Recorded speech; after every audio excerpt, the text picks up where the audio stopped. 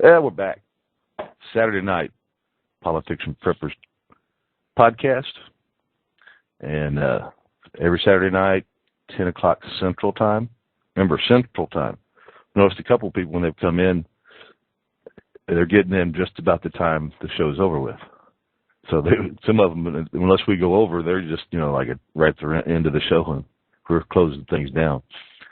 So I did notice that our downloads were up a little bit again, but I didn't check the stats on all of it, where it was from and everything this week. I just checked them a couple minutes ago. Now, I'll tell you what. Let's go straight into what you and I were talking about, Al, about the storm and the election. Oh, okay. So let's just go straight into that, and I'm just going to let you go right into it. Well, if the storm hits on Tuesday, and they're saying it's going to be the biggest storm in 100 years, potentially knocking out power in as many as 5 states. They're saying 3 to 5 states. Looking at the previous storm they had back earlier this year, they were they lost power for like 2 to 3 weeks in some places.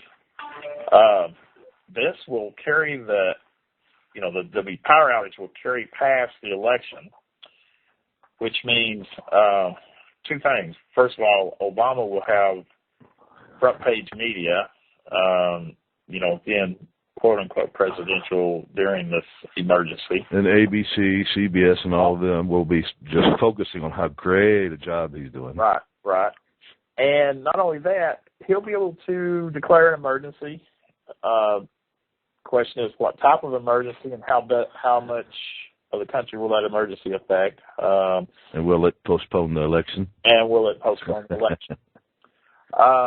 So, that's something very, that we need to look at.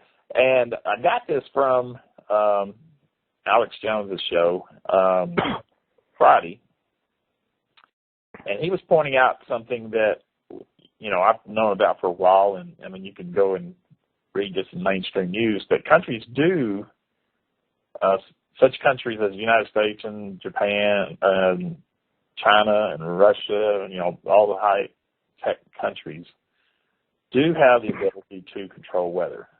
Now, I'm not saying Obama is creating this storm, but they can steer storms away. And there is a lot of stuff out there about how they did that. I heard about it a few months ago. I've kind of heard about it throughout the years that they were, seeding clouds to make it rain. And, some people were getting upset because, well, you just took the rain we would have gotten and that kind of stuff. But then I think it was Alex Jones was talking about it, and he had somebody on that was explaining how they can create a drought for an area, how they can guide a storm, how they can make it worse, and even how they can drop one out and just make it dissipate. Right. Now, it all makes sense, but I'm not going to sit here and tell everybody, hey, this is what's going on now. They're making this happen, and they can do all this stuff.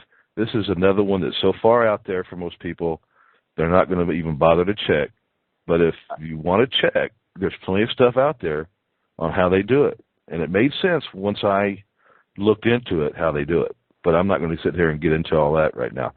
So anyway, carry on. The storm is possibilities of... Well, there's actual commercial companies in the United States that generate rainfall and, and... Oh, they do it here. Yeah, they do it. And so anyway, this ties in with, there's been military and police calling in for the last 4 months saying that they've been telling them to prepare for civil unrest. And I'm hearing the same thing outside of other TV shows and radio shows. Right. Prepare for this latter part of October, first part of November, which coincides with this storm. Now, once again, I'm not saying Obama's creating this storm. I'm just saying I think that, the timing couldn't be more perfect for him, And if this happens, if this storm hits and it does what they're saying it's going to do, we're looking at, a state of emergency possibly postponement of the election. You know, and they could be guiding it. They're just taking advantage of the situation. Oh well, sure. What better? I mean, he's And the way they explained that was so neat. But anyway, yeah, how they guided them. yeah. So anyway, this is something we definitely need to keep an eye on. And if you haven't heard it, listen to Alex Jones' show this past Friday, and coming up Sunday, he is going to have the whole show is going to be dedicated to this, and he's going to have numerous weather type people including people that work for companies that modify the weather. I bet he goes into explaining, having somebody explain how they do it. I already heard one guy said that with 10 planes, they can create a hurricane, they can steer a hurricane, or they can dissipate a hurricane with 10 planes. Now, if that's true, why would they not dissipate the storm unless they're wanting to use it for political gain? Yeah. Yeah, and it doesn't make a whole lot of sense. But, to me, it would be like, yeah, it's a storm, it's a bad storm, but we can't go around controlling the weather all the time. Just have to let Mother Nature take its course. But, of course, they don't give a shit about that. They've already proven they don't give a damn about anything but their power. Right. I mean, so anyway, this is going to be a very interesting week, to say the least. I'd heard about the storm. Yeah. And I heard that, there was going to be, I thought there was two that storm and another storm system going to hit it and combine with it, but I didn't know there was 3 different systems. Right. And I didn't really realize how bad it was, but I should have, because you know the name of that storm, right? Sandy. Sandy, yeah. You know the name of my wife? Sandy.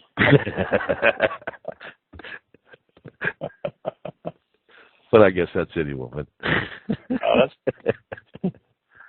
But anyway, yeah. That just left the room. This is going to be it's going to be a very interesting week, to say the least.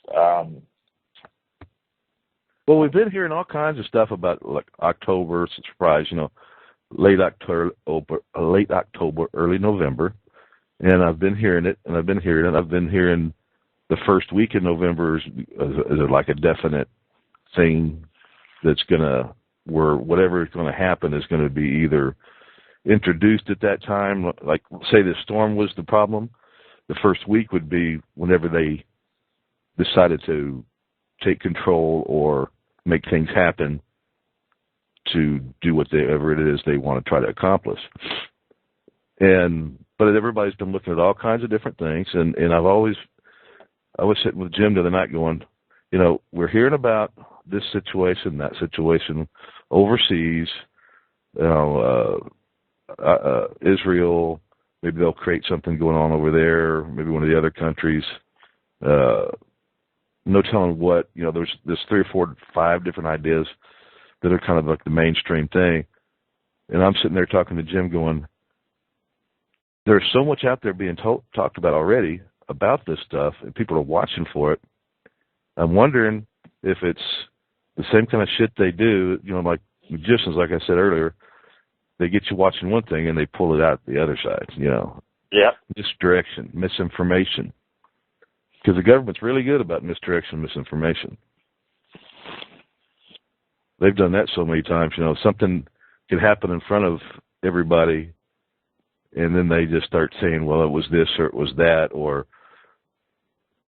if it was something that they say it was a UFO crash and somebody thought it was a balloon, they didn't want you to know it was a balloon, they might let you think it was a UFO. Right. Maybe it was a special balloon, or vice versa, It just fled so much different information out there that after a while, people start to lose interest because they don't know what the truth is. No. But yeah, that's interesting. I hadn't even occurred to me that might be this storm. I was looking for something different. Yeah. Well, but it does make sense. Yeah. Because the main thing they want right now is not a total collapse. They want to get him reelected. And then maybe have a total collapse, or some bad things happen so Romney can take over. You know, if he wins, but they want Obama in there. Except for the people that be in power really don't give a shit which one it is, because we know that whatever they're going to do, they're going to do. Yeah, they're both bought and paid for. So I think one's just going to have it slow things down a little bit, but it's still going to be the same thing, you know. But instead of a car crash in regular motion, it's going to be a car crash in slow motion. But maybe if it's slow motion, we can do something to help stop it or make it less effective. That's what sucks about this. I mean, I'm convinced that a lot of what we talk about, is very real, that there are plans. They do want control. They do want us to be submissive. They want to control the whole world. And they don't care about how many people die. They don't give a damn about any of that. Right. And it's like, God, you know, all we can do is talk about it and hope that we're ready for it when it happens, and that we don't get so caught up in it that we're the ones that die. But, you know? Yeah. I tell you what, I run into people all the time that are waking up to something going on. I mean, like, God, it is amazing. It's the last few months. I ordered some mags for my rifle, you know, and had them shipped to my office, and UPS guy shows up with them, you know, and I happened to be back there when he showed up because I was expecting him, and he said, I said, "Oh, great, my mags." And he said, "Mags?" I said, "Well, he thought I was talking about magazines." I said, No, for my rifle." And he says, you know, he started asking me what kind of rifle I had and everything, and he said, "I've been thinking about getting a gun." He said, you know, the way things are going, to me, it looks like the economy's going to collapse. He said, I'm kind of thinking about maybe I need to get some food and water, and you know, I said, you know, it's the 3 B's you need to start thinking about. And you should have told him about our show and let him stop by. I didn't even think about it. But I told him, I said, the 3 B's. I said, you know, beans, bullets, and Band-Aids. I said, that's what you start thinking about it. And he said, no, he said, I've been thinking about it. He said, man, I was thinking about first, you know, storing up some food. And I said, well, you know, if I'm going to store up some food, I need to store up some water. And then if it does come to that, he said that, you know, I'm going to have to defend myself if, you know, people are going to try to get it from me, you know. I said, yeah, that's why you get the 3 B's there. Yeah, and once you start that, you'll keep going, at least for a while, because you'll realize more and more that, you know, it won't hurt to have a little extra water, a little bit more food. But I don't think you need 15 years worth of food like some of these people are doing. You know? No, I tell you what, I mean, I kind of splurged today, and I spent about $200 on stuff. God, I was going to splurge this week, but I got a truck bill. I got put new brakes, front rotors, and pads on my truck. So that ate up my some of my money here. Yeah. Yeah, I spent $200 on that, and then I turned around tonight and bought that Volcano grill because they got a special one. I saw that. I said, well, I'm going to have to go ahead and go for that because it's $50 off and free shipping. So got the whole shoot match. It does, you know, butane, charcoal, and wood. But I do intend on getting that stove tech. It's, you know. Well, quick, the Volcano grill.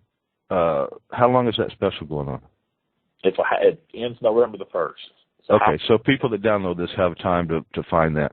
So why don't you tell them about it real quick, what this deal is again and where they can get it. And we don't make any money off this, folks. No, I'm not. I've been reviewing, you know, stoves or grills, if you will, for, you know, the emergency use. What, 3 weeks now, maybe a month? Well, yeah, and finally I came down to really 3 different ones: the Grover Rocket stove, the Stove Tech, it's a rocket stove as well, and then this Volcano 2. The rocket stoves are probably it's the design of those makes them real efficient. You know, they burn minimal wood. They've got insulation in the stove to where it, you know, keeps the heat in, and they're almost smokeless because they actually burn the smoke up. Even it's you know how good they work. Yeah, as long as you don't get too wet of wood. Right. And, well, by the way, I was at the True Value, and I was looking, and I noticed I hadn't thought about them in a while, but they get those little wood pellets that for burning in stoves for heating and stuff. That might work well with that too, because you could just feed in a little bit at a time. Oh yeah, how much of those wood pellets are they? I didn't look at the price. But I'm sure you could find out online. Yeah, well, see, and the thing about these rocket stoves is you could burn like charcoal, which is very efficient, extremely efficient. Very few pieces of charcoal to cook a meal. Mm-hmm. You don't have to use big logs. I mean, just finger-sized wood. But anyway, you can pull it off a tree. Yeah. But those stoves, are around $100. I think 100, maybe 130, somewhere around it, depending on the model you get, And so it was down between those and then that Volcano stove, which it burns 3 different fuels: charcoal, propane, and wood. And it's a collapsible stove. It's a really nice stove. But anyway, I went ahead and got that because it was they had a sale going on that one. And you were asking earlier about what do I think is most efficient. Yeah. All right, either gas or charcoal. Yeah. And I think, depending on the situation, if you're living in town and you got to be hush-hush, the charcoal's the wrong thing to do. But if you're going to, when it gets to the point where maybe it's not so hush-hush and you can get away with it because of the smell from the smoke, you could maybe have some of that. And that probably would be the most efficient, because I think you said, 15 bags? Some guy was telling you 15 bags was probably enough for a year's worth of cooking. Right. And so that would probably be a good way to go.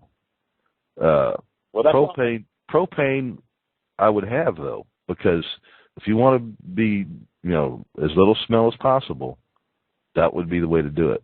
Well, that's why I got the Volcano, and for the purpose of having propane for the initial weeks, the initial period. Right. Try to use propane as much as possible during that period of time, and then after that, then you can resort. You can start using wood and charcoal and stuff after that. Well, I say charcoal would probably be the next one. Another for this reason is you could store that charcoal in your house. Yep. And not have to worry about the bugs. Right. All right. But if you start bringing a bunch of wood into your house, you would. You'll have problems. Yeah. And you'll have to spray, and then you're going to have problems about cooking that, and then maybe the fumes from the bugs. From the bug sprays. And if you got somebody sensitive in your house, that alone would probably be not a good thing to do. So charcoal would be gas, charcoal, and then wood. And hopefully by then you can go out and collect your own wood. But still, I'd have some wood stacked up. You might need it.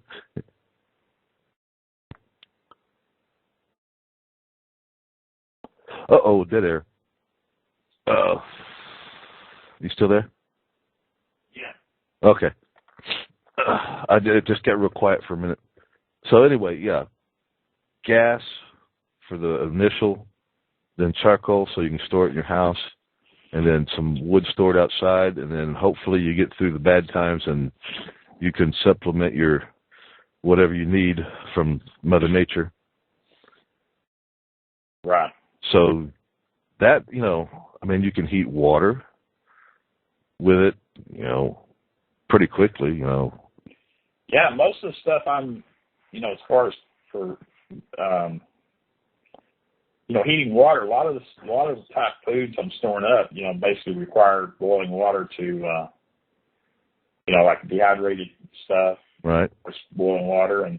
Well, even some medical things that, might be best to be able to have some boiling water. Yeah. Sterilize things. Well, that StoveTech heated up a pretty good sized pot of water, and it was like 12 minutes, something like that. That's pretty quick. Yeah, I was thinking how that would fit in with making moonshine. It probably, you need to look at it because they've got all kinds of. You can set a pretty good sized pot on top of it. Yeah, but the only thing I was worried about is you have to control the temperature for moonshine so well. But you can do that. I mean, you know, as long as you're careful, I'm sure you can do it. Well, it's got those doors, you know, the sliding door that you use to regulate the heat. Right. So, well, you could regulate it with that and the amount of wood you put in it. Yeah. But you heard about that guy that got stuck in Hawaii? They put him on the no-fly list because he was a prepper? Yeah. I'm wondering how I'm going to get my stove back from New Zealand when I'm done with this. I may have to swim.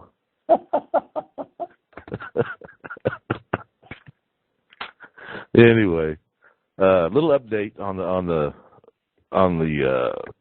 moonshine still. You watch these videos, and there's information that you don't really get, and there's not a whole bunch of stuff out there that tells you some of the little things that you find. So I'm going to tell you where I have found some of my little problems. I decided I wanted to go. I got a gas grill out back, but I'm not using that. I got a little gas burner on it because I really don't want to do it outside where people could see anyway. So if you're going to do this, do it someplace where people can't see you. But so I got this gas grill, and I decided not to use it for two reasons. One is it's harder to control your heat with a gas grill, but you can do it, but it's a little bit harder. Two is with alcohol and open flame, if you have a little accident, you don't really want to be there. So even though I will probably do that at some time or another just to have a handle on how dangerous it is and see what the extra precautions might be to make it a little bit more safe. Right now I'm doing an electric grill. The electric grill I bought, I went and got a cheap one. It's a little, hot plate type deal, single burner. But it looks as though the ones they got on the market now have these little regulators in there. So you come up to a temperature, and no matter what temperature you set it at, it'll come up to that temperature, and then it'll stop for a minute or two or three, cool down, and then it'll come back up again and come down, come back up again and come down. Well, when that happens, then you're vaporizing the alcohol at around 185 degrees, give or take a little bit, depending on all the stuff. But the water won't vaporize as soon as the alcohol does, so the alcohol separates. Well, you got the steam building up in your pot, and then the temperature drops. So there's not pressure pushing that steam out, and it's cooling down a little bit, so some of that vapor is going to drop back down into solution. So you got this going forever. It takes forever to do this when you got it like that. So I opened it up and tried to figure out how to deregulate it. I have no clue, and I'm pretty good with electrical and electronic stuff, and I couldn't figure out any way to modify this thing to not let that happen. So I also was looking at the boxes at the different ones, and they don't tell you if they've got a regulator in it. So which means you have to go buy them and then test them and then take them back until you find one. I'm only on the first one, but I think what I'm going to do is I'm going to go get me just a little inexpensive gas one because I want one for like a backpack type deal or a camping type deal that's fairly lightweight that runs off a little propane bottle, one of the little ones. So I'm probably going to go do that, get one of those, and then try it. I think I can probably regulate the temperature pretty well with that because I've used them for years and never really tried it for this specific purpose. But that'll give me a constant steam, constant feed, and I should be able to get it done in a much quicker fashion. Now, so that's one problem I had. And I think most of my problems that I had were created by that, except for I did find that the thermometer that I put on it was from like a barbecue grill. They're not that accurate, or they can be off by a few degrees And I got a different thermometer, and I found out that this thing was off by 5 degrees, the one I started out with. Well, the difference between 190 and 195 is a big difference in when you're doing this type of deal. Things can turn into bad stuff, dangerous stuff when you go too high. So you got to be careful about that. Make sure you got a good thermometer. I also found that it wasn't the easiest thing to find a hydrometer for alcohol in the areas, but it's really easy to order one online, so I got one of those. And with the problems I was having, I found that I couldn't really tell when I was getting to the end of my batch, which the end of the batch you don't want. You want to get rid of that or save it and dump it into your next run because it's not very good alcohol. And with only a gallon's worth for testing,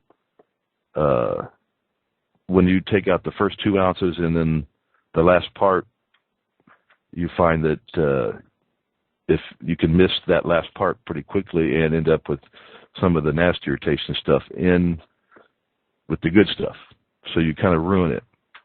I can go back and redistill this and clean it up a little bit. But I tried it. The first little bit smells nasty, tastes nasty. Those first 2 ounces I told you about taking out. You can tell that really easy. You can also tell really easy when the good stuff starts coming out. But when you're running a small batch like this, you just walk away for a little while. You might start to get that end run out of it, the part you want to get rid of, and put back into your next batch. You could run into that really easy and end up with some pretty bad tasting stuff. So anyway, it's drinkable. It only came out to about 40 proof because I think I got too much of the last run. The first part, when you get to the first part of the good stuff, that's the highest proof. And as you go, the proof starts dropping off. So what I think happened with me is when I got to the end, I let too much of the bad stuff come in, and the proof is way down. It's also a little cloudy, which is the cloudy really doesn't hurt anything except for it just doesn't look that good, and it means you didn't quite get one of the steps quite right. But this was also the cheapest. This first one I did is also the cheapest way to do this. It's cornmeal, sugar, and yeast. I didn't add malt. I didn't do some of the other recipes. There's lots of different recipes out there.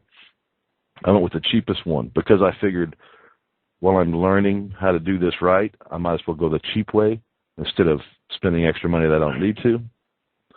And so anyway, that's where we're at there. Do make sure you got your coils for cooling it.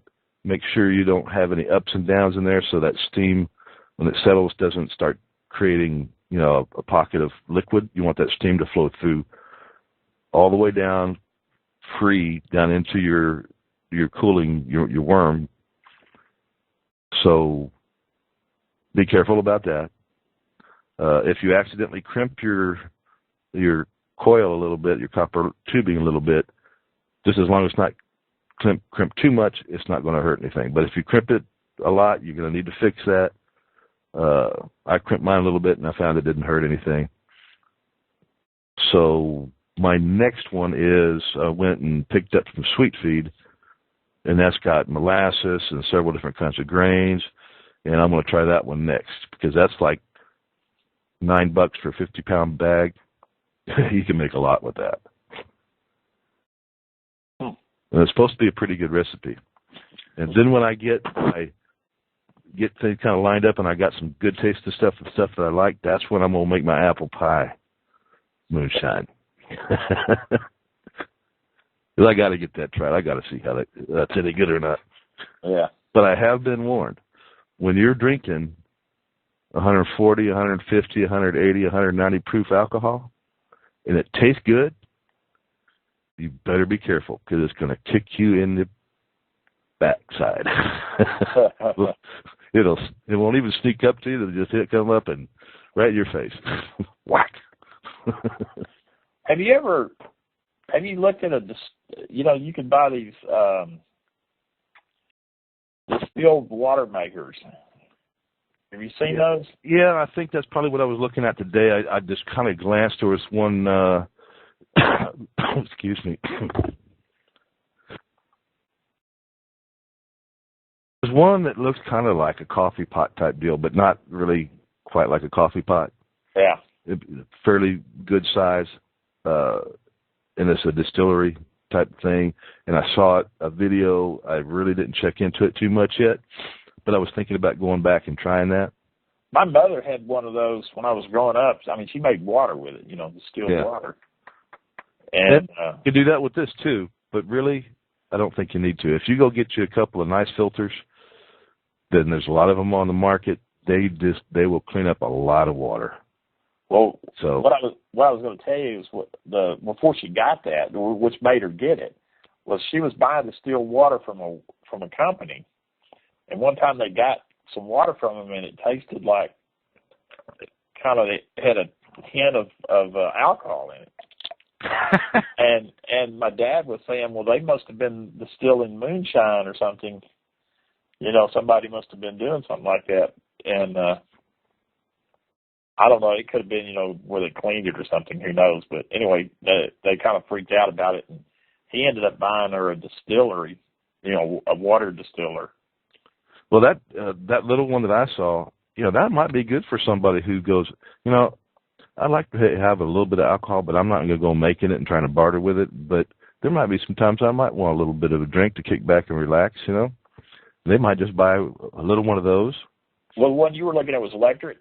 Yeah, I believe so. Yeah, that's what this was. I mean, I'm thinking about like if you were making fuel, something like that, where you're not really that concerned with it for drinking purposes, Yeah, well, and I haven't looked into it, but I bet you could do that too. Make fuel, drinking, or distilling water if you want. I mean, are they making this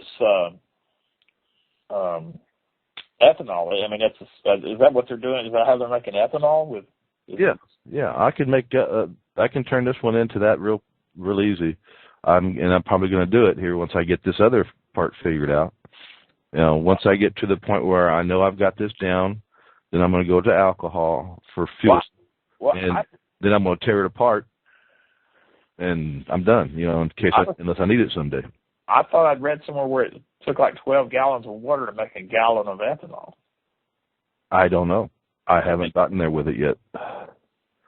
I have to, it probably depends on the source, because what I'm thinking about doing, let me start here. A while back, when they first, years ago when I was a kid, they were using corn to make alcohol to put in fuel. And it was stupid then. I knew it was stupid then. Even the young guy, I was a teenager, maybe early 20s, it was stupid as hell. I knew it wasn't right, and it was just, why bother? Then they kind of got away from it. Now they're back into it again. Well, corn is probably the least efficient ways of doing it. So there was a deal there someplace for the big farmers and people in power to get some money out of it, and to drive the prices up. And it hurt some countries too that were poor countries, because their food prices just jumped way up. And so anyway, corn is not the better one to use. There's some natural grasses that grow out in the plains and in other places that will produce 5 to 10 times as much. Yep. For the same amount of fuel as it does to do corn. So here's what I'm thinking is there's a lot of farmland out in the area around my house, and I have a lot of oak trees. Those acorns are freaking everywhere. I could take those. Burn them. I can take those and burn them, but I can take those and smash them up and use them to produce alcohol for fuel. The oak, for real. Yeah, and that's what I'm thinking I can do. So I'm going to try it, because I got 3 freaking trees just within 20 feet of my house. They're all over the place. Plus, I got 2 pecan trees, so I'm going to take a whole bunch of pecans, and I'm going to make some moonshine out of the pecans and see how that turns out. Huh. Pecan moonshine. Yeah. So would it taste like pecans? I don't know, but I'm going to find out. Except for, sitting here and cracking a bunch of them and cleaning them up to where you get the shell off of them. I don't know if I want to do that, but I'll probably do it. I'll sit here and drink some moonshine and crack pecans. Yeah. Well, anyway, by the way, this cheap moonshine that I made the first batches, it is an acquired taste. So be warned when you try it. It's an acquired taste. Yeah. But there is some better stuff out there, and I will be working on some of that. But I don't think I'm not a big, strong alcohol drinker anyway, but my curiosity is up, and when my curiosity gets up to this point, I got to fix it. I got to get it done, so. Well, moonshine kind of scares me. I had an uncle that died from drinking moonshine. He had went on a hunting trip. There was like 6 of them went on a hunting trip, and they bought moonshine somewhere and killed 5 of the 6. Yeah, because somebody cut it. Yeah. With regular alcohol, like rubbing alcohol. Yeah. I almost guarantee you that that's what they did, or they ran it too fast and basically created their own alcohol that was the wrong kind. Yeah. And you can do that. But I don't even know how you could have got it down enough to kill you. God dang, that stuff is nasty. Yeah. But if you were already kind of drunk, your taste buds don't work as well. Yeah. It could be, And I'm not saying this stuff is, go out and buy it and have fun with it. I'm saying, you better know who you're getting it from. Yeah. And I tested a little bit the first run I made. I drank a little bit, but just one swallow, and I waited about an hour, and it was okay. I wasn't feeling any bad side effects. I drank a little bit more, and that was enough for the first night. And I tried it again, and I drank a little bit more. So I got about a half a pint left in this bottle I tested the last several days. And it hadn't given me any problems. So I did okay. I mean, it's kind of it's not one of the best flavors, but that can be cleaned up too. Now, what's the legality of it? I mean, can you make moonshine for personal use? As far as I know, no. As far as I know, you can't make it for personal use. You can't make it for resale. But from what I understand, if you're making it for personal use and you're just making a little bit, there's not many police that are going to give you a hard time about it. Right. But if your things get kind of nasty and they're looking for things to come get you for, you might not want to have it around. Oh, man. I've heard this somebody was saying this the other day on the Alex Jones show, that with all the laws, you don't know it, but every person commits 2 to 3 felonies a week. Oh, I wouldn't doubt it one damn bit. And they purposely done this over the years. And if they ever decide they want to get you, they can just follow you around. They'll find something. And wait for you to commit one of those 2 or 3 felonies that everybody is doing. I mean, it could be any number of things, Yeah, because we don't even know what they are. We don't know. There's laws. If you go into court sometime and the judge says, what is that old saying about not knowing what the law? There's another. No excuse. There's something. Ignorance. Yes. Ignorance of the law is no excuse.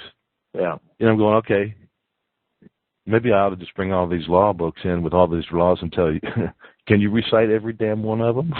Right. Yeah, but that's what they were talking about, because they're going to start doing, and they've started doing more and more of this. Like, for instance, I don't know if you saw on my Facebook where just go out and look on YouTube at different people that are being arrested for just the most off the wall stuff. Like, I saw one where a preacher was addressing this is down in Florida. He was addressing the city council. He had 3 minutes to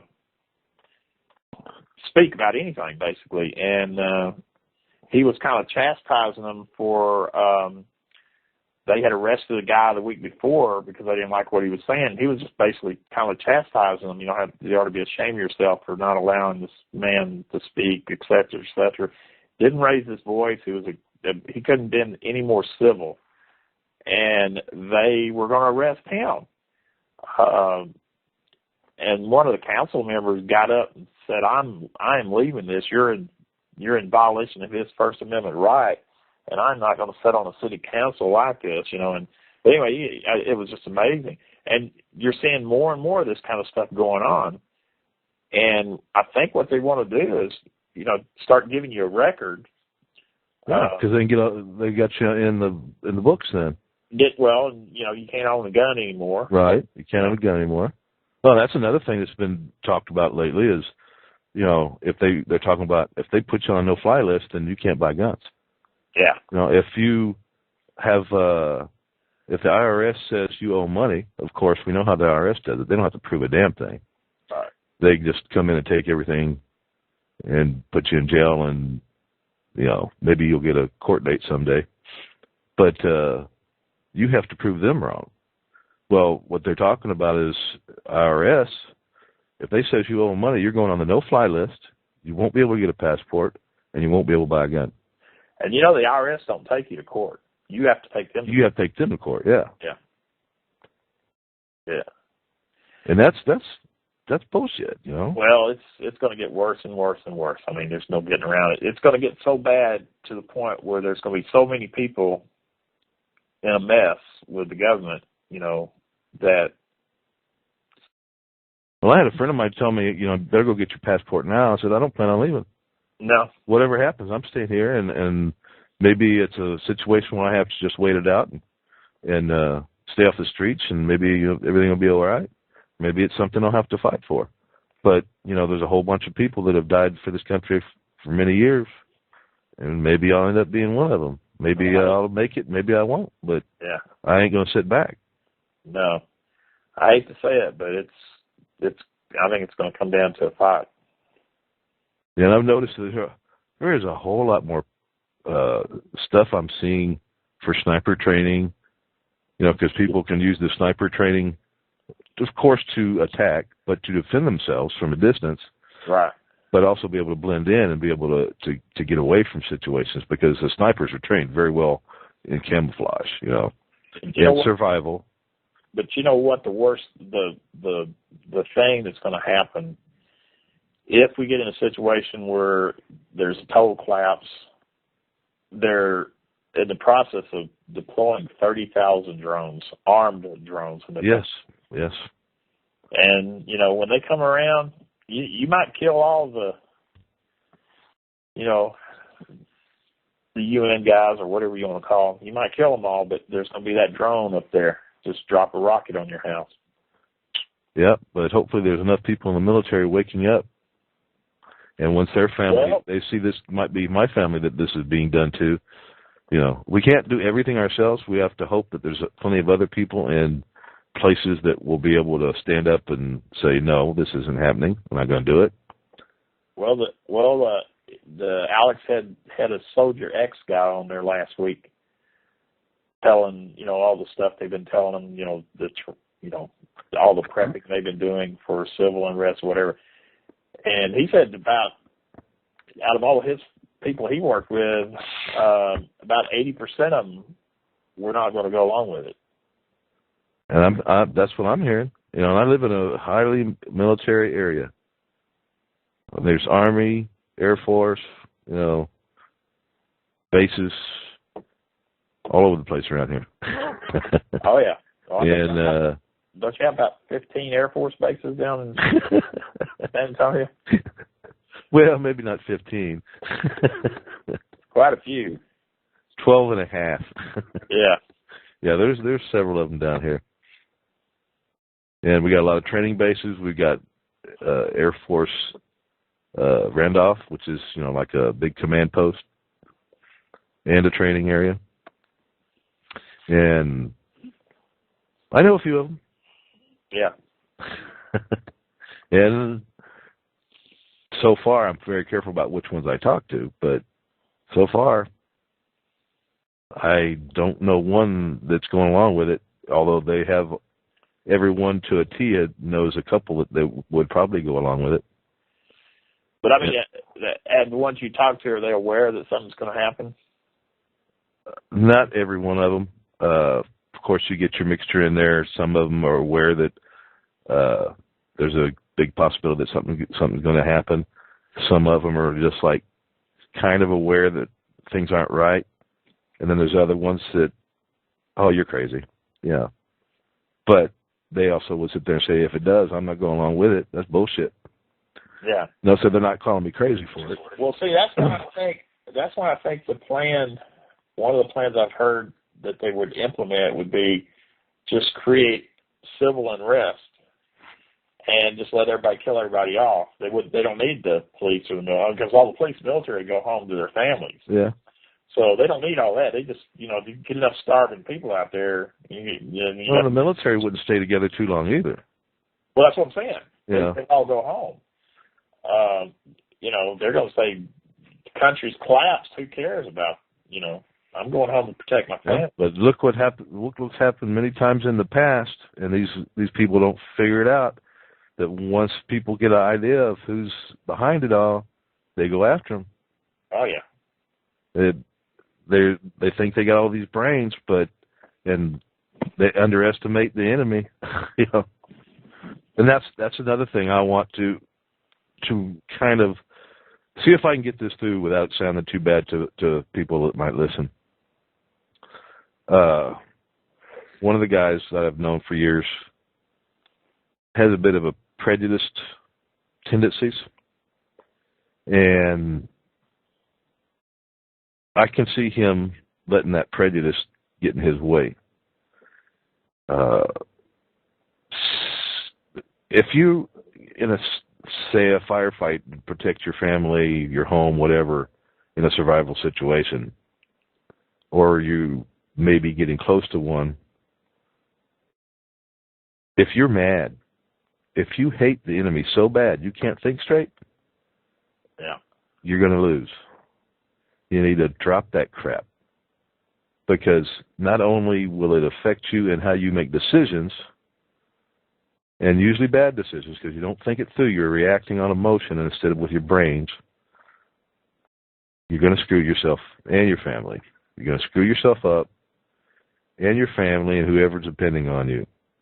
You could cause people that you love to die because you are so stupid you can't drop that crap.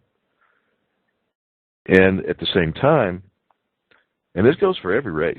I've seen more prejudice from other races towards whites and towards each other than I've seen in whites. Not to say there's not plenty of it, because I don't. For the most part, if you're prejudiced, I won't have anything to do with you, unless you keep your mouth shut and I don't know. But I got no room for it personally. I mean, I think there's a certain amount of prejudice in everybody, and if you want to use that word, I think it's built in for like a protection. Those people are different. You got to be wary, from hold back from, many years ago. I think that pretty much some of that, but, use your head. You might pass up somebody that could be a big benefit to you because he or she's not the same color as you. And you never know what that might be. You might be somebody that lives down the street that's a doctor, and if things go it's a fan, how are you going to get to the doctor? Well, maybe you got one that's living right down the street, but you've made an enemy of him, or you won't let him come because you hate him, or he won't become because he won't come help you because he knows you hate him, and he doesn't. Now in this situation that you're in, he doesn't trust you, so he's not going to put himself on the line if he doesn't trust you.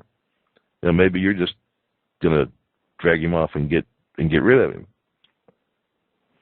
So be warned. Keep it under control. And that's really the only way I can say that. But the whole time me and this guy were talking, I'm saying, you're not ready for this. You're too emotional. I mean, he's even talking like,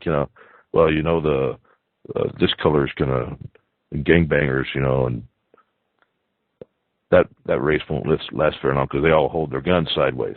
Bullshit. You've been watching too much damn TV.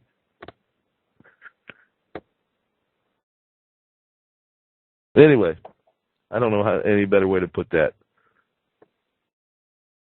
Yeah. Well, I'm looking at that storm right now. Heavy, wet snow heading from one direction. Big storm rotating, heading another direction. And it looks like there's another little ripple of another storm. But can't tell on this shot that they've got here. But it's already heading inland, it looks like. I guess we're going to find out pretty soon how they handle this situation. That looks like a nasty little storm. That reminds me of that damn video there was a video I saw a while back where they were talking about if a hurricane came into New York at just a perfect angle, that they would lose a whole bunch of that city. It would just flood the heck out of it. Yeah, well, they're even showing right now the wind currents pushing it right into New York and the Bay and that whole sound area that could make a storm surge real high. But I can't hear what they're saying, so 4 to 8 feet looks like in that area. Did I lose you, Al? I think I lost Al. Sorry about that. Oh, that's all right. Had to grab something to drink. Oh, that's fine. That's fine. It just gets so quiet sometimes I can't tell if I lost you because sometimes you just drop out and I don't even know you're gone. Yeah. Actually, I grabbed some grapes is what I did. But anyway,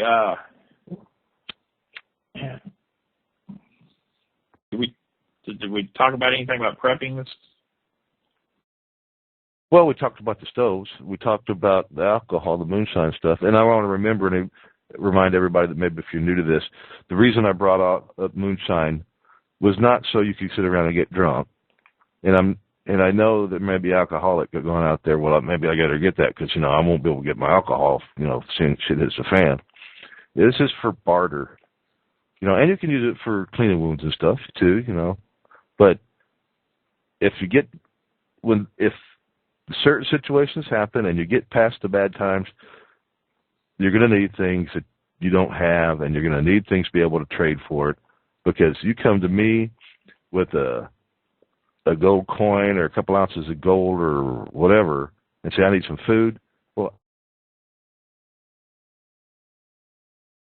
I need fuel or I need medicine or I need whatever. Well, I can use moonshine, make a little bit here and there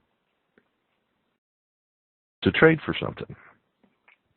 Just like a lot of people are going out and buying different kinds of bottled alcohol. But that's only going to last so long. Yeah.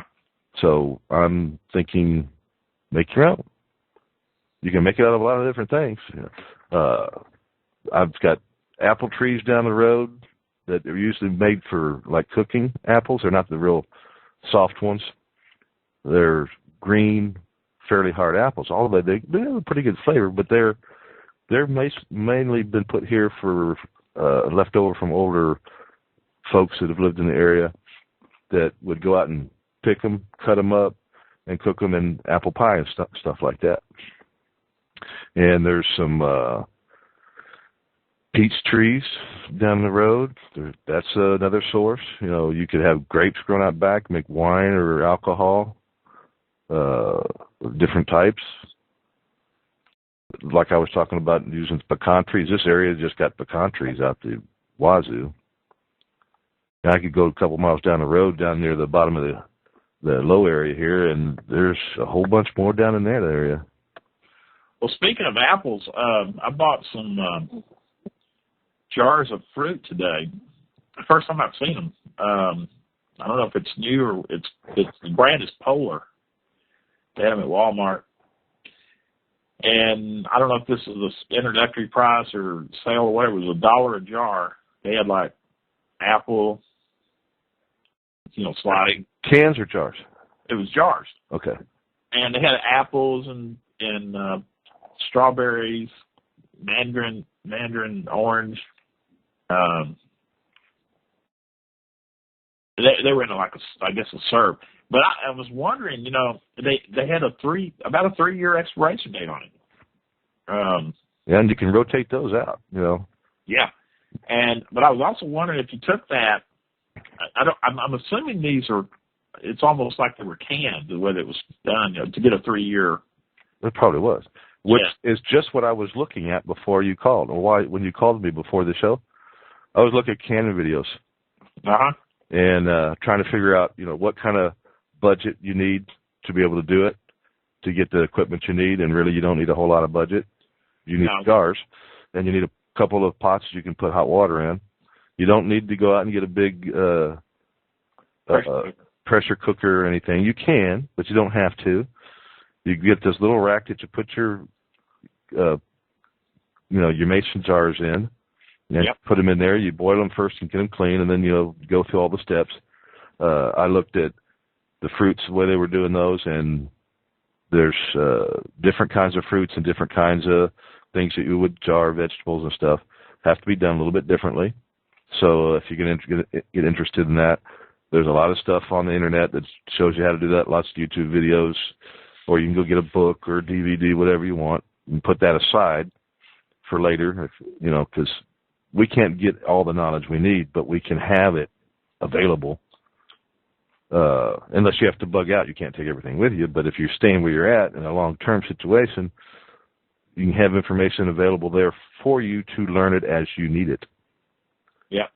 So I was kind of looking on that because that's another prepper topic. I might even try, because a lot of this stuff that I do know needs to be done, or I do know can be done, I don't remember how to do it, or never learned how to do it.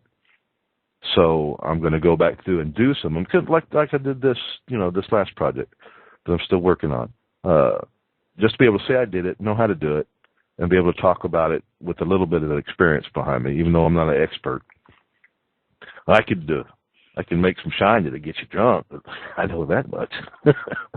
Well, if you're going to get into canning, you might want to check out the Tattler reusable canning lids. The metal ones, you're really only, they say to use them one time. You can use them more than once, but the just got to be careful and check them. Right. Well, these Tattler lids are made out of some kind of plastic Teflon type material or something. But anyway, you can they're reusable. As many times you want to use them, as long as the seal stays. Yeah. But I might have to look at it. But I will tell you this: when you look up canning on YouTube, the first thing you're going to come up with is how to can with a can and not a jar. Yeah. Which is and I think you can go down and rent those little canning machines. So it's not, you don't have to go out and buy it. Well, I tell you, get a bunch of stuff together and get your cans, and then go rent that, and then come home and do a bunch of it. The Mormons rent those or loan them. Yeah, I forgot about, maybe they have that. Because we talked about, was it last week we talked about going to the Mormons? Yeah, I think, was it on the show or after the show? I don't remember. I don't remember, but I think they loan them to you. Yeah, I wouldn't doubt it. And one thing that comes to mind that I don't think is correct is when you go to one of the Mormon stores, they're going to want your information so they can come visit you. I don't think so. That's not what I was hearing. Well, you can go down there and they'll share information with you and be very nice about it and not be real pushy. But I can see where you might run into somebody that's a little pushy. But they've got lots of stuff available you can buy. They can set you up with information and help you get through the process.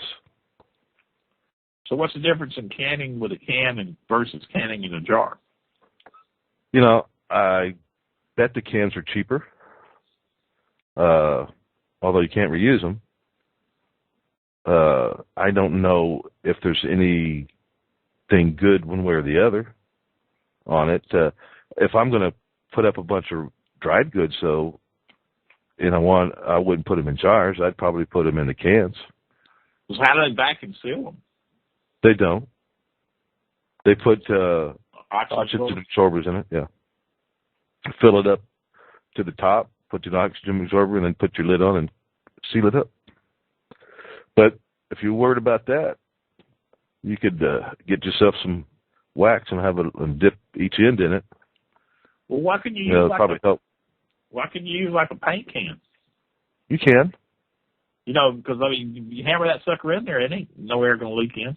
No, you can do that, and some people do that. But from what I understand, is like the cans that you can buy that I was talking about using, where you use a little machine to seal it. Yeah. They've got something, a different sealant or coating on the inside. And the ones like a paint can don't. And you have to end up putting them in a bag or something to protect them from the metal. But you can do that too. I mean, there's nothing saying you can't get a plastic bag and put it in there and then stick it in a paint can. But I bet these cans that they're using for canning with the machine is cheaper than a paint can. Yeah. Well, what about those? I've seen these little 2.5 gallon buckets now with lids. They're food grade. Yeah. And then I'm probably going to be looking at some different sizes because, I don't want to have to go into a 5-gallon bucket every time. I want to just have a little stash here and there, or I want to just open up a smaller bucket or something, or maybe I want to keep a whole bunch of one kind of seasoning in a smaller bucket. A lot of the seasonings go a long way, so 1 2-gallon bucket, might last you 20 years. Yeah. So I was looking at different size things. That way you could just have, instead of having a bucket with 3 or 4 different things in it, I don't know. It might just be a little bit better way to organize things. Well, I mean, I was thinking, the other day, we've been doing the 5-gallon Mylar bags and the 5-gallon buckets, which, you put the Mylar bag in there and you put put your rice or beans, whatever. But, I mean, you could almost take that 5-gallon bucket, because it's food grade, and fill it up with your rice or your beans or whatever you want to put in there. That's what some people are doing. And toss your oxygen absorber in there, hammer that lid down on it, and then, you could probably put some kind of wax around the rim of it if you wanted to or whatever. Mm-hmm. I don't know. But I tell you what, I've ran into a situation where I had the last 3 buckets I did with the Mylar bags in them. Either I've got 3 duds, or on the bucket or the bags. I don't think the bags. I don't think it was the bags, but I tell you what, I got 3 duds, and the reason I say that because I went back. Well, actually, there was a total of 6 duds. It was my last 6 of these 2,000 cc. And the reason I don't think it's a bag because there was still air in there and I could push and I couldn't make the air go out. So in other words, it was sealed. Right. So I know it wasn't. They retracted some, but not the way the other ones had. Most of them it crunches down, makes everything hard. I mean, the bag is just tight. Yeah. Well, if they had just a pinhole in the bag that they shipped those air absorbers in, that could have taken a lot of it away from it. Well, no, they're sealed. Well, yeah. The bags are in the pretty heavy plastic sealed. But anyway, they could have got a bad batch of them in the first place. Yeah, that's what. Well, most of them are good. It's just the last 6 of them. Now, what I've started doing now is, and it could have been a mistake on my part, but because But what I'm doing now is I'm putting them in a mason jar and vacuum sealing them between uses. Keeping them sealed. But what kind of prices you seen on mason jars up your way? 12 jars around $10, $9-10 for pint or quart? The quart. Shit, because mine are about $9 for pints. I need to find a better source. Yeah. I do intend to get more into canning. I mean, I've got. I want to learn more about that and do some of that. Well, I'm not going to just do it for that. Well, of course, the Moonshine Project, but and for canning, but you could when you buy the bulks of different things and you put them away, you put some of it in a jar so you can use it for recooking. So you kind of get used to using it, but you have it in a little jar where you can open and close it and use up what you need instead of going back and opening up a big bag of it. Well, yeah, I mean, that's. And you could also use that to rotate stuff out with too. Once you open up a bag, you pour them into those, and you can use them, but keep them sealed up still. Well, yeah, I have that. I bought that jar sealer for $10, and then I bought a brake bleeder. There's a YouTube video about this where you use that to hand. You can vacuum seal the jars. It doesn't require power or anything. Right. And in the worst case scenario, you can reseal. Yeah, I watched that. I'd seen it before, but I rewatched it the other night. And I'm thinking about getting some of those Tattler lids because that would really come in handy. You don't have to worry about running out of lids. Yeah. And they're not that expensive. I mean, they are about $1 a piece. That's what it boils down to. But you can use them over and over and over, and refill it. You could open up the jar, get what you want, and refill it, Yeah. I can't remember. And, we talked for a little bit after the show last week. And I don't remember if it was on the show or off the show. And did I ask you about something to check in on, something you brought up or something to ask you to check up on something? Because I'll be damned if I can remember what it was. And if it was on the show, if somebody's listening and they're expecting an answer, we don't remember what the hell it was. We don't remember. We don't have the answer. I forgot about it, if there was. Yeah, I don't remember. I just vaguely seemed like it might have just been an idea I was going to ask you to do something and I didn't, or maybe we blew it off. Maybe it was something after the show and I asked you about it and we blew it off because we decided not to do it or something. Whatever. Oh, I did buy some 32-gallon trash cans, plastic trash cans.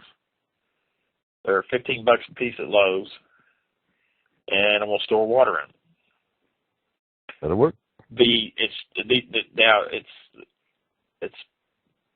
would be potable water. You would want to filter it because because you're not going to find a food grade. No, these aren't food grade trash cans. But these candlestick filters that will filter out everything, taste and all that stuff. That will, you could cheap, because if you start looking at like a 55-gallon water barrel, it'll run you about nearly $100. No, well, it won't hurt to have a little bit of water like that around anyway, just to be able to clean up with. Oh yeah. But I'm big at trying to do things to make yourself feel better. But the thing that I also have ordered, and I want to point out, is it's that I think they call it the Water Bob. It's a 100-gallon bag. Right. Yeah. You put it in your bathtub. If it all hits the fan, there's enough water in the pipe so you can quickly. Jim and I had talked about that a while back, and I'd forgotten all about it. I like the idea. $20 for this thing. Yeah. They're $20, and if you got 2 bathtubs, you might want to get 2 of them. That's 200 gallons of water for $40. You just leave it in a box and pull it out when you need it. And don't forget to have a little bit of extra Clorox. Always. And you don't really want the smelly scented one, just the regular one. Well, stick it over on the side someplace out of the way. A gallon jug that you can get at the dollar store, real cheap. A gallon jug will do about 2,600 gallons, or 2,600 gallons of water. Well, I got a gallon jug of 10%. So I got to figure out what the math is for how many drops per gallon. I think it's 6. Is it 6 drops per gallon for regular? It's 8 drops. 8? Okay. Now, what I want to know is how many drops are in like a tablespoon or a spoon. Yeah, there would be a conversion. There's probably it's out there. I just don't know what it is. I think somebody said it was like a 5-gallon drum or 5-gallon bucket was like a tablespoon. Now I'm not positive on that. I'm gonna have to double check that, but yeah, I want to look because I don't want to be sitting there counting out, 40 drops in a 5-gallon jug. Yeah, but how often are you going to need it, really? True. Yeah. But anyway. But if you know it, you might as well have it. Write it on the jug, so you don't have to remember it. The other thing I was going to wanted to point out, if you buy these $15 trash cans, they do have pretty good lids on them. And you fill them up with water, put the lid on there, take you some duct tape or Gorilla tape or something, and write it around the lid and the edge of it. That tapes it down real good. But then the other thing is, if you get a few of these together, get you a plastic paint drop or something and spread it over it, because if you leave it there for a year or so, it'll get dusty. It'll get all dusty on top, and you start opening the lid, and next thing you know, you got dust all down inside. So you can take that plastic off from it, and that removes the dust and stuff and whatever's on top. And you definitely want to put the tape around there so you can make sure that nobody's messing with it, or it's. Well, it'll help seal it up and make sure it's good and sealed too. Yeah, it helps. And when you seal it, the chlorine in it will stay a lot longer. Yeah. Which will protect it. So. Yeah, but anyway, yeah, and for $15 for 32 gallons that's a reasonable price for. I mean, when you start looking at other stuff, I mean, like I said, a 55-gallon thing was 55-gallon drum was a plastic one. It was like $100, $80 to $100 for those things plus shipping. Now, what was the name of that bag you were talking about? The 100-gallon bag? It's called like the water bottle. Hang on one second. I'll get the Cheaper Than Dirt has them. You can get them all over Amazon. They're like $19.95. Well, I'm thinking that's good for people that live like in apartments, especially in apartments. That's what exactly. Because you don't have a garage to put water storage in, and you start storing water in your home, things can happen, and you got clutter every place, and then you start seeing how messy your house is, and you might want to do it anymore. So the more room you can give yourself, if something really bad happens, water's probably, if you go get it the first thing, fill that up, you're probably in pretty good shape for a while. And that would just be for drinking only. Get your water for cleaning and other stuff someplace else. Yeah, it's called a water bob. They got them. I mean, you could get off. It's 100 gallons. $19.97 at Cheaper Than Dirt. Product number CAMP-205 if anybody is interested. But you can go out on Amazon and just do a search on water bob, and you'll find them. But it should run around $20. It comes with a pump as well, a little siphon pump to pump the water out. And they say that the water will stay fresh in there for 6 weeks. And I guess after that, you'd probably want to run it through a filter or something. Run it through a filter, you might want to add a little bit of chlorine in it. Yeah. And the other thing, I mean, if water is going to be like the most essential, that's absolutely one of the most essential things. And you want to look at tapping into your gutters, your rain gutter, to harvest the rain coming off your house. If it does rain, you want to harvest that water. Don't let it drain off. Yeah, I'm glad I don't have to worry about that. You got a well. Yeah. That's one of the hottest things going on right now, is people drilling wells. Yeah, and luckily mine's not a very deep well, so if I have to, I can drop a bucket down in there and get water. Yeah. I think it's 40 feet deep and 30 feet to the water line. Wow. Well, I don't have a well here, and I'm dependent on. I'm going to have to store some water up, and then I'm going to have to. I have to be prepped to. Well, I got water storage in the house too, because I don't want to have to go outside. Depending on what happens, I don't want to have to go out there if no need. Looks like we got somebody in the chat room. Peyton, what should a person do if they want to make a doomsday bunker, but they're on a tight budget? Dude, that's a good question. We're on a tight budget, and doomsday bunkers are not cheap. It depends. How good is your back? A shovel.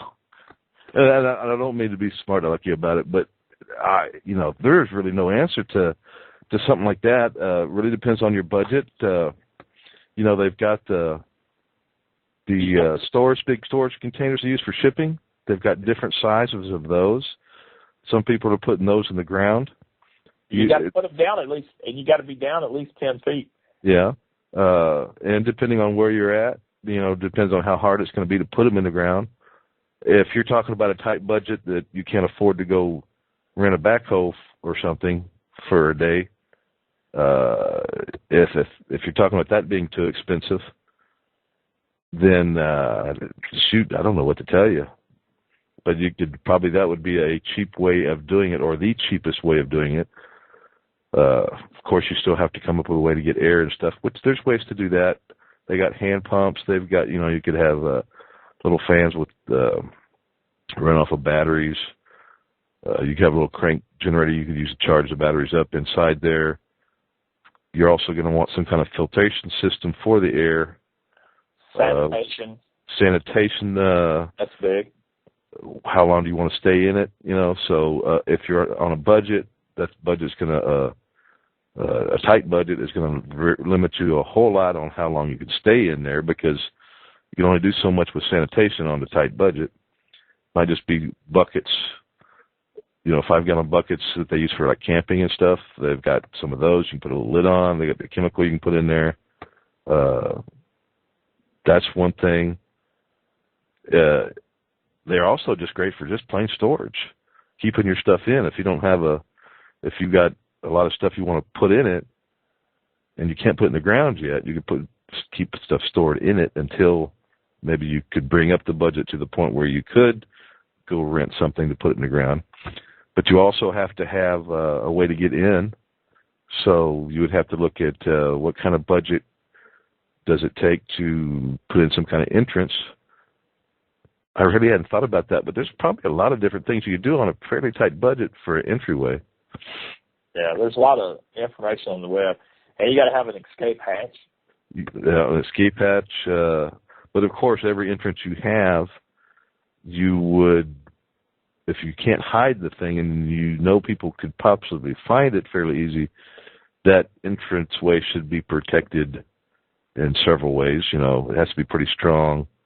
You have to have a way to deter somebody from trying to get in there. Yeah. And I know if Jim went and picked up a couple storage containers this week. He went up North Texas someplace and picked up a couple. I think they're just 10-footers, though. They're the short ones, whatever the short ones are. Because they got the real long ones, and then they got the real short ones, and these are the two of the shorter ones. He made a deal with a buddy and got picked up two of them, one for him, one for his buddy. Of course, they're just using them for storage. Yeah, I mean those things are pretty.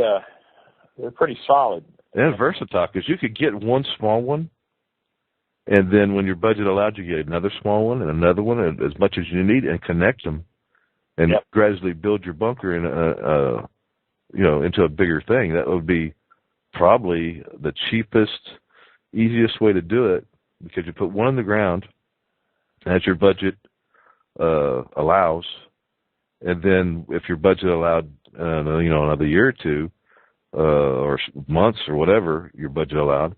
You could dig another hole, dig a hole beside the first one, stick the second one in there, cut yourself a doorway, even if it's just a doorway you crawl through. Put some pipe in there or a doorway, weld it up, bury it back, and just keep going with that process until you decided you had enough. Yeah. Of course. Well, you could always use dig a hole and build a cinder block one. Yeah, and that's what Jim did. He built a cinder block one, filled up each cinder block with concrete as he did it, but that's still pretty expensive. Yeah. Cinder blocks aren't that cheap, and depending on where you're at, cinder blocks are not a good idea. Down here where I live, the ground shifts a lot. Oh, yeah. If you don't have a real good foundation underneath it, you're just going to crack those things, and then it's going to be leaking. So that's why you don't find a lot of houses in this part of the country made from cinder block, but if you go further north, you'll find more and more of them because their ground's more stable and cinder blocks don't create the problem. Yeah. Yeah, I mean, the container, I saw one guy on one of the prepper shows where they... You had a buttload of them. Well, yeah, then I saw another guy who used old school buses. Yeah, I see that one too. He actually buried them. Yeah, buried them in the ground. Yeah. I mean, and tied them all together, and... you could buy like old ones that don't run or anything, pretty reasonable. That looks like Peyton's in East Nebraska. Huh? East Nebraska, up where it gets cold. Yeah. It gets nasty cold up there. And that's something you got to think about. When you're prepping out here, I don't have to prep for 10 degrees below zero. No joke. And but up there, it gets colder than that, and a lot longer winter. So you would, if you did have a bunker underground, which you could also use for, I don't know how many tornadoes they get in Nebraska, but it could double as a tornado shelter. If you put it deep enough underground, your heating won't be so much, keeping it at a good temperature, because if you go deep enough, the temperature is going to be pretty even. Well, from what I understand, that 10 foot down, your temperature will stay about, I can't remember. I've heard the numbers, but I don't remember. But even then, comfortable year round. If you've got a bunker underground and it's 10 degrees below and you're bringing air from outside, you're going to be bringing in cold air. And you have to have air to breathe, so you would still have to have some kind of heating, maybe. I don't know if it would make a difference. And I've never really... If you're bringing in cold air, you may not need so much air that it actually makes a big difference, because that cold air is going to disperse, and the ground is going to, change the temperature. So that may not be a problem, but you're still going to need something, I would say, because you're going to need something for cooking, and that's going to create heat anyway. Yeah. That's probably, since I don't have a budget to deal with that, and if it gets to that point, I probably won't be here. I will probably either be dead or at one of our other places, which is pretty much that kind of stuff's already taken care of. I don't really have to deal with it. I haven't given it as much thought as I probably should, because that kind of question may come up some more. Yeah. Now you say you're 2 hours away from your... 2 hours away from, 30 minutes, 45 minutes maybe from the primary. I mean, the first one where we all get together. The gathering point. Yeah, and which that place could be used to stay for a while, depending on the situation. If we have to leave that one, it's 2 hours, and if we have to leave that one, it's 4 hours. And that's under good conditions, so I don't know under bad conditions how long it would take.